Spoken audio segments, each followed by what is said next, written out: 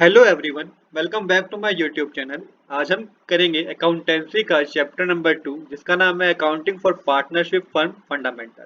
जैसा कि नाम से पता चल रहा है कि हम इसमें पार्टनरशिप की अकाउंटिंग करना सीखेंगे और साथ ही फंडामेंटल से मतलब है कुछ छोटी छोटी और कुछ इंपॉर्टेंट बातें होंगी जो आपको इस चैप्टर में ध्यान में रखनी है। हालांकि ये चैप्टर थोड़ा लेंथी है, काफी सारे टॉपिक हैं, बट सारे टॉपिक बहुत ही इंपॉर्टेंट है और बहुत ही मजेदार है समझने के पर्पज से।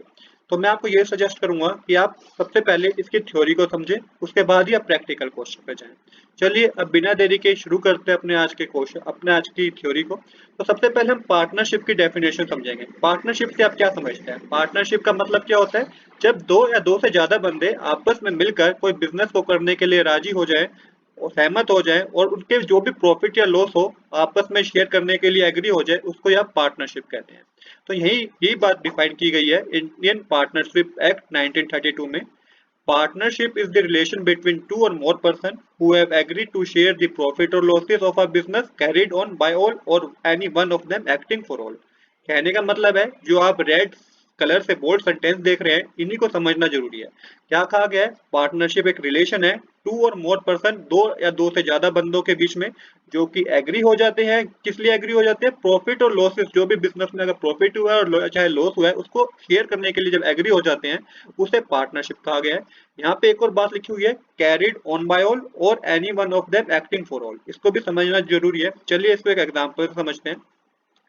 तो मानिए दो बिजनेस है, राम और श्याम, जो एग्री हो गया है आइसक्रीम का बिजनेस करने के लिए। भाई ये आइसक्रीम बनाएंगे और बेचेंगे, ये बिजनेस करने के लिए एग्री हो गया। अब क्या हो सकता है? यहाँ पे ये सिनेरियो हो सकता है कि दोनों ने पैसा लगाया बराबर बराबर और दोनों ही बराबर का टाइम दे रहे हैं अपने बिजनेस पे, तो वो होगा कैरिड ऑन बाय ऑल। इसे आप बोलेंगे a business carried by business carried on by all, कि सारे जितने पार्टनर हैं बिजनेस में, वो सारे बराबर का टाइम दे रहे हैं, बराबर का पैसा लगा रहे हैं। बट ऐसा भी पॉसिबल है कि क्या है, शाम कहे कि भाई मेरे पास ना टाइम नहीं है, मैं पैसा लगा देता हूँ, और राम कहे ठीक है तू पैसा लगा दे, मैं पूरा टाइम दूंगा बिजनेस को, मैं प्रॉपर शेयर करूंगा, मतलब मैं प्रॉपर टाइम दूंगा, और जो भी बिजनेस की एक्टिविटी होंगी वो सारी मैं देखूंगा। तो ये भी पॉसिबिलिटी है कि शाम ने पैसा लगा दिया और राम अपना टाइम दे रहा है। हालांकि इसके बीच में जो भी एग्रीमेंट हुआ होगा कि किस तरीके से प्रॉफिट बांटना है, इक्वली बांटना है या कोई और रेशो होगी, ये हमें पता चलता है जब उनके बीच में एक एग्रीमेंट होता है जिसे हम पार्टनरशिप डीड कहते हैं।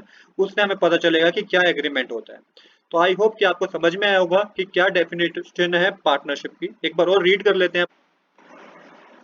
चलिए एक बार पार्टनरशिप की डेफिनेशन को और रीड कर लेते हैं। तो डेफिनेशन की कही गई है, partnership is the relation between two or more person who have agreed to share the profit और losses of a business carried on by all or any one of them acting for all, जो कि अभी मैंने आपको इस definition को समझाया था। चलिए अब बिना देरी के शुरू करते हैं अपने नेक्स्ट टॉपिक को, जो कि है कैरेक्टरिस्टिक्स ऑफ पार्टनरशिप। अब हम समझेंगे कि पार्टनरशिप की क्या क्या विशेषताएं हैं। तो टोटल 6 कैरेक्टरिस्टिक्स मैं आपको कराऊंगा। पहली है, फर्स्ट वन है association of two or more person. Second one है एग्रीमेंट। थर्ड कैरेक्टरिस्टिक्स है carrying on a business. Fourth characteristic है लॉफुल बिजनेस। फिफ्थ कैरेक्टरिस्टिक है प्रॉफिट शेयरिंग। और सिक्स्थ कैरेक्टरिस्टिक है business carried on by all or any one of them acting for all. तो इन्हीं 6 characteristics के बारे में हम समझेंगे वन बाय वन। अब मैं आपको प्रॉपर एग्जांपल के साथ इन्हें एक्सप्लेन करूंगा। तो सबसे पहली कैरेक्टरिस्टिक्स है association of two or more person. इसमें क्या बात की गई है? इसमें दो बातें की गई हैं। पहली बात ये की गई है, there must be at least two person to form a partnership. कहा गया है कि कम से कम 2 पर्सन तो होने चाहिए किसी पार्टनरशिप को करने के लिए। सेकंड बात ये कही गई है कि partnership act does not specify the maximum number of person, but section 464 of Indian company act 2013 restrict the number of partner to 50। तो ये कहा गया कि पार्टनरशिप एक्ट में ना ये नहीं बताया गया कि मैक्सिमम नंबर ऑफ पार्टनर कितने हैं, बट इंडियन कंपनी एक्ट 2013 के अकॉर्डिंग ये बताया गया कि मैक्सिमम पार्टनर आपके 50 से ज्यादा नहीं होने चाहिए। तो 1 मार्क्स में क्वेश्चन पूछा जा सकता है आपसे कि मैक्सिमम पार्टनरशिप में पार्टनर कितने होते हैं, तो आप 50 बोलेंगे कि नंबर ऑफ पार्टनर 50 होते हैं, 50 तक हो सकते हैं, 50 से ज्यादा वो पार्टनर, अब वो पार्टनरशिप नहीं कहलाएगी। सेकंड कैरेक्टरिस्टिक जो है वो है हमारी एग्रीमेंट। तो एग्रीमेंट में क्या कहा गया है? एग्रीमेंट में पहले पॉइंट में कहा गया है partnership is a result of an agreement. Partnership जो है वो रिजल्ट है एक एग्रीमेंट का, एग्रीमेंट से ही पार्टनरशिप आई है। सेकंड पॉइंट में बात की गई है, it come into existence by an agreement and not by the operation of law. Agreement के थ्रू ही पार्टनरशिप आई है हमारे एग्जिस्टेंस में। इससे पहले इसको ये नहीं कहा गया कि वो लॉ ने लॉ पार्टनरशिप पार्टनरशिप को लॉ ने बनाया, ऐसा नहीं कहा गया है। एग्रीमेंट के थ्रू ही पार्टनरशिप को लाया गया है।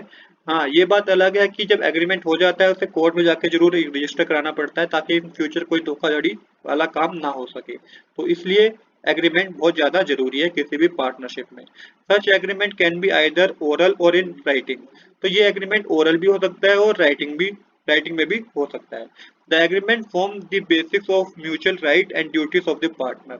इस एग्रीमेंट में सारी राइट्स एंड ड्यूटीज मेंशन होती है पार्टनर्स की कि क्या उनके राइट्स हैं और क्या उनकी ड्यूटीज हैं। तो सेकंड पॉइंट है हमारा, जो मैंने आपको समझाया एग्रीमेंट, ये हमारी कैरेक्टरिस्टिक का सेकंड पॉइंट है। थर्ड पॉइंट हमारा है कैरिंग ऑन अ बिजनेस। इसमें क्या कहा गया है? इसमें कहा गया है agreement should be for the purpose of carrying on a business. जो एग्रीमेंट होगा ना वो बिजनेस को कैरी करने के लिए, कैरिंग मतलब लंबे समय तक बिजनेस चले। ये नहीं है कि बिजनेस 1 महीने तक चला उसके बाद बंद कर दिया, हालांकि पॉसिबिलिटी है, बट माइंड में ये कंसेप्ट होना चाहिए कि हमें बिजनेस कई सालों तक करना है, ये माइंड में कंसेप्ट होना चाहिए।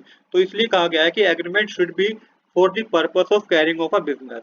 फॉर एग्जाम्पल, अगर मैं इसको एक एग्जाम्पल समझाऊं कि मानिए राम और श्याम ने मिलकर डिसाइड किया कि वो आइसक्रीम का बिजनेस करेंगे, बट इन्होंने खाली डिसाइड किया, ना ही इनके ना ही दूध आया, ना ही शॉप खुली, ना ही बोर्ड लगा।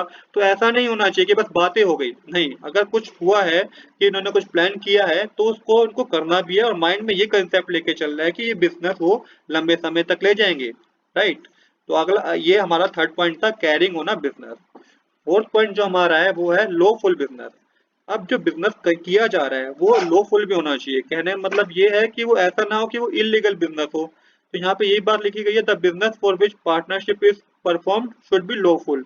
मतलब जो बिजनेस हो रहा है वो लीगल होना चाहिए, इलीगल नहीं होना चाहिए। इसको भी एक एग्जांपल समझिए।